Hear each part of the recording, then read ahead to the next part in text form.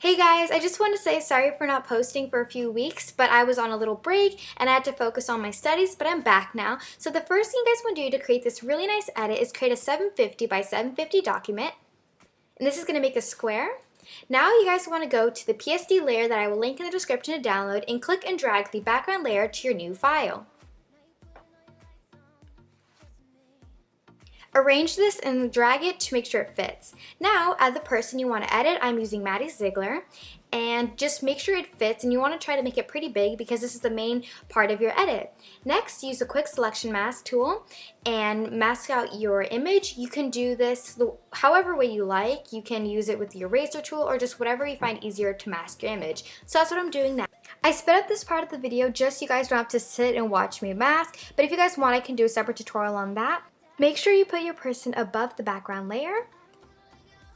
And then you want to right click blending options, and this is where we're going to add the stroke. So make sure you choose the color white, and then you can mess around with the size and the opacity. You guys can copy exactly what I'm doing here if you want to get the exact look, but that is optional. This is completely up to you on the way you want this to look, but this is just the way I wanted this edit to look.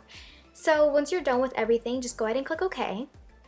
And then after this, we'll begin with making the text. The download link to this PSD as the base I'm using is going to be in the description, so you guys can download it.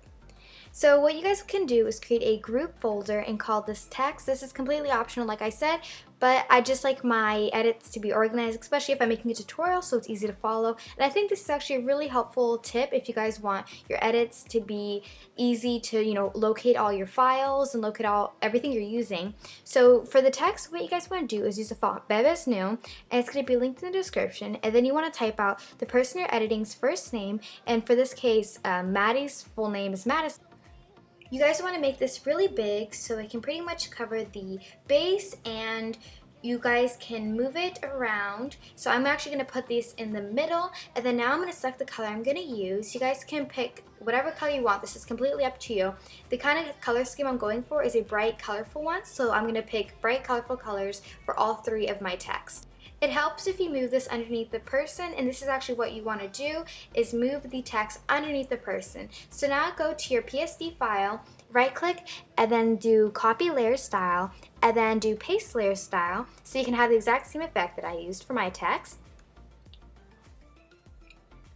Now what you guys want to do is duplicate this and write the middle name of the person. If the person doesn't have a middle name, you can just write their last name and then just skip this step, so you can only have two texts. But since Maddie has a middle name and it's Nicole, I'm going to go ahead and put that there.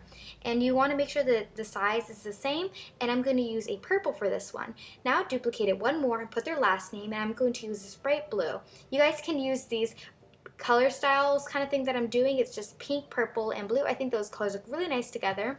And now you guys can move everything around to where you think it'll look best. The last thing you guys want to do is go to your PSD file, and you guys can add the PSD. This one is optional. It is not the one you guys have to use. It's just the one that I provided for you guys. You guys can add whatever PSD you feel comfortable using and add your watermark, and you guys can save it and then upload it to your social medias. I hope you guys enjoyed this tutorial, and I'm loving making these Dancemoms tutorials, edits, and stuff, so you guys can go ahead and comment any tutorials you'd want me to do. Bye guys!